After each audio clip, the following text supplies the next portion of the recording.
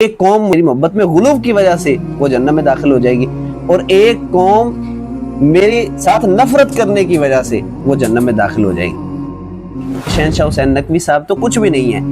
آصف علوی صاحب بیان کرتے ہیں، کہتے ہیں کہ علی کا آدم سے کوئی مقابلہ نہیں ہے۔ کیوں نہیں ہے جی؟ وہ کہتے ہیں جی علی خالق ہے، آدم مخلوق ہے۔ علی کا آدم سے مقابلہ بنتا ہی نہیں ہے، آدم بننے والا ہے، علی بنانے والا ہے۔ علم یہ شرک نہیں تو اور کیا ہے؟ اگر یہ شرک نہیں ہے تو پھر دنیا میں شرک کا وجود ہی نہیں ہے۔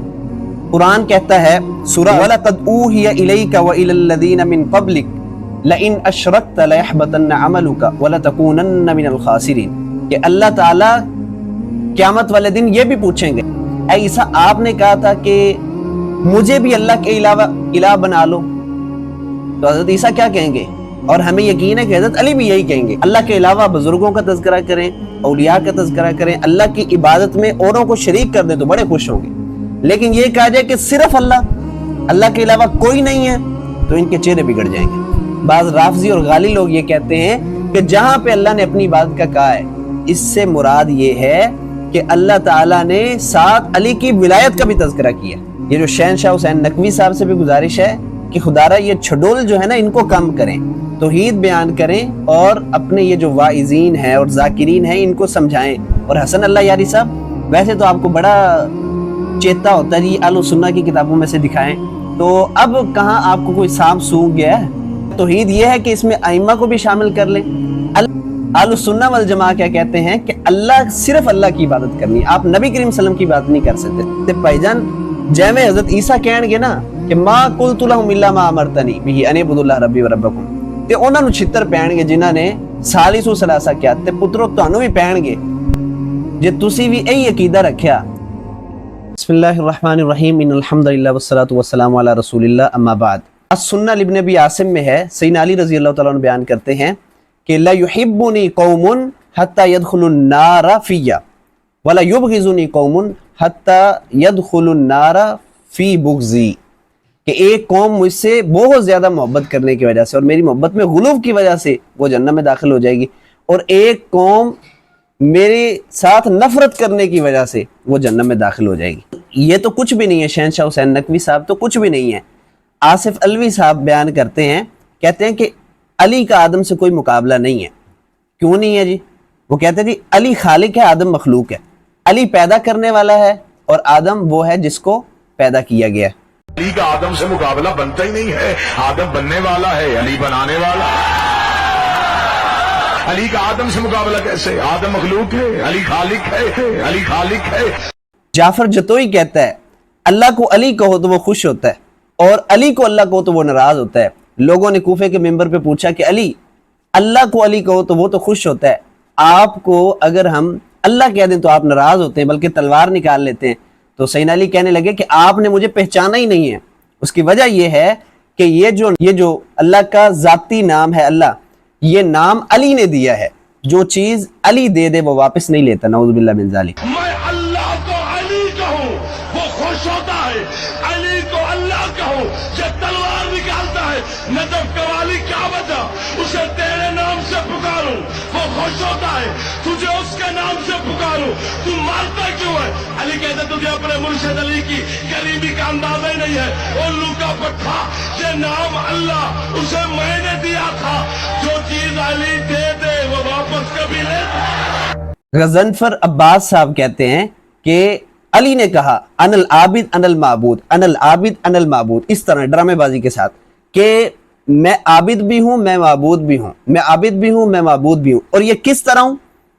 حافظ تصدق، یہ جو شیعہ کے عالم ہیں وہ بیان کرتے ہیں کہ مقام ربوبیت کا مطلب یہ ہے کہ اللہ بھی رب ہے، علی بھی رب ہے۔ فرق یہ ہے کہ اللہ جو ہے وہ عالم کا رب ہے اور علی ان تمام لوگوں کا رب ہے۔ انا العابد انا المعبود،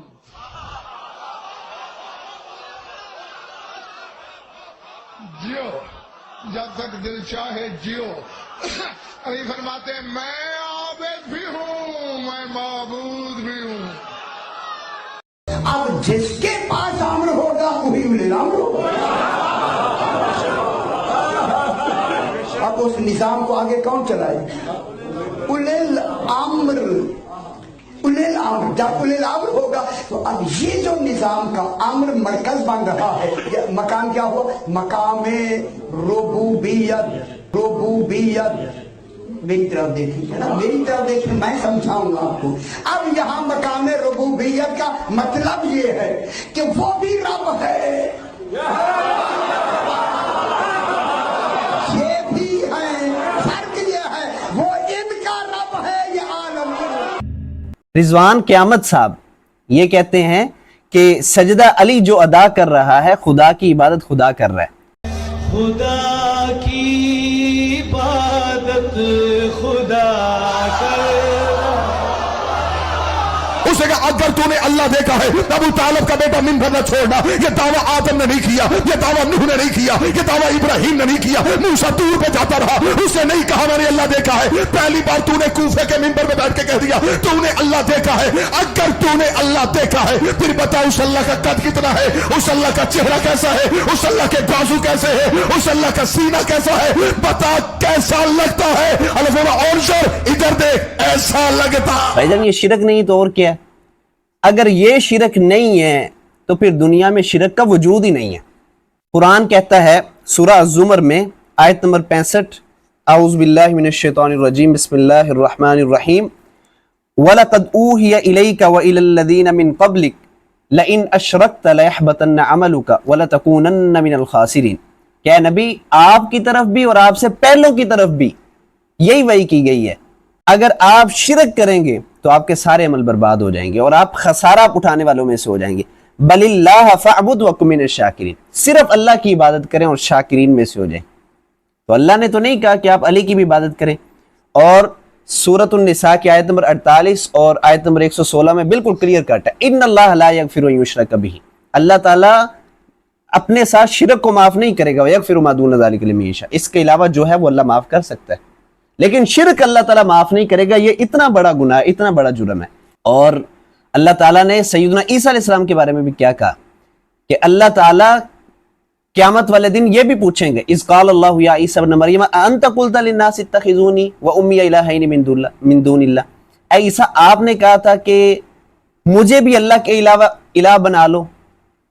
तो हज़रत ईसा क्या कहेंगे, और हमें यकीन है कि हज़रत अली भी यही कहेंगे, क़ाल सुब्हानक मा यकूनु ली अन अक़ूल मा लैसा ली बिहक़ इन कुन्तु क़ुल्तुहु फ़क़द अलिमत, अल्लाह आपको पता है कि मैंने ऐसा कुछ नहीं किया। ताला क़ुल्तु लहुम इल्ला मा अमरतनी बिही अन अअबुदुल्लाह रब्बी व रब्बकुम, मैंने तो सिर्फ एक अल्लाह की इबादत का हुक्म दिया था। सर ये तौहीद है, इसमें किसी किस्म का कोई कंप्रोमाइज नहीं हो सकता। मोमिन की आयत नंबर 12 में है, ज़ालिकुम बिअन्नहु इज़ा दुइया अल्लाहु वहदहु कफ़रतुम व इन युशरक बिही तुमिनु फ़ल हुक्मु लिल्लाहिल अलिय्यिल कबीर, कि जब एक अल्लाह की तरफ बुलाया जाता है तो इनकार कर देते हो, अगर उसके साथ शरीक ठहराया जाए, अगर ये कहें कि अली की भी इबादत है, अली को भी उलूहियत में शरीक करना है, तो ये खुश हो जाएंगे। और अगर कहो कि सिर्फ अल्लाह है तो एटम बम गिर जाएगा, हाइड्रोजन बम गिर जाएगा, मरने को हो जाएंगे। वइज़ा ज़ुकिरल्लाहु वहदहु इश्मअज़्ज़त क़ुलूबुल लज़ीना ला युमिनूना बिल आखिरह वइज़ा ज़ुकिरल लज़ीना मिन दूनिही इज़ा हुम यस्तबशिरून। अल्लाह के अलावा बुजुर्गों का तज़किरा करें, औलिया का तज़किरा करें, अल्लाह की इबादत में औरों को शरीक कर दें तो बड़े खुश होंगे। लेकिन ये कहा जाए कि सिर्फ अल्लाह, अल्लाह के अलावा कोई नहीं है, तो इनके चेहरे बिगड़ जाएंगे।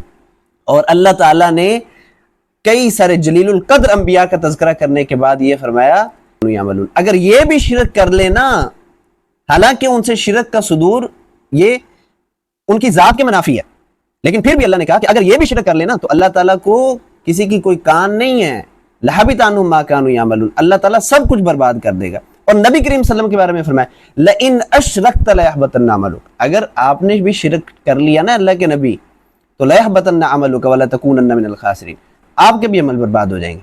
और कुरान में अल्लाह ताला ने क्या फरमाया, लक़द कफ़र अल्लज़ीना क़ालू इन्नल्लाहा हुवल मसीह इब्न मरियम, के लोगों ने कुफ्र किया है ईसा को अल्लाह का बेटा कहने की वजह से।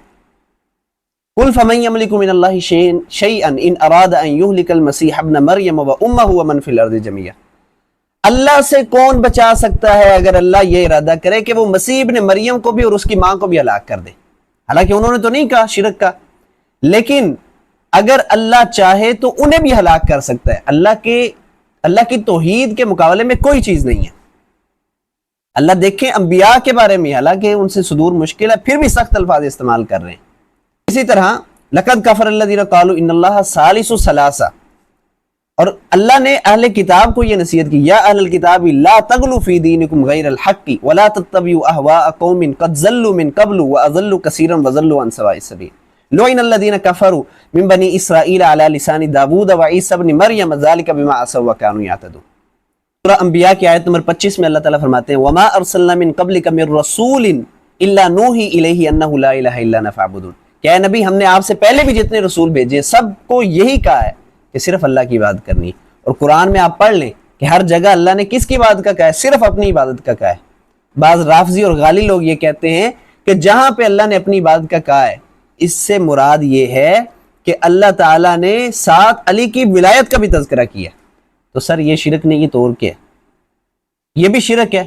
حالانکہ اللہ نے سارے انبیاء کو، آپ دیکھ لیں اللہ نے نوح علیہ السلام کا تذکرہ کیا تو نوح نے کیا کہا؟ ان اعبدوا اللہ ما لکم من الہ غیرہ، اللہ کی عبادت کرو اس کے علاوہ کوئی نہیں ہے. اور صالح نے کیا کہا؟ اللہ کی عبادت کرو. شعیب نے کیا کہا؟ اللہ کی عبادت کرو.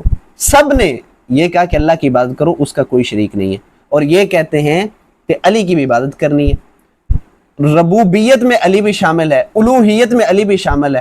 اور نعوذ باللہ من ذالک یہ جو جعفر جتوئی ہے اس نے کیا کہا ہے کہ اللہ نعوذ باللہ من ذالک اللہ کو نام دینے والے بھی علی ہیں، نعوذ باللہ من ذالک.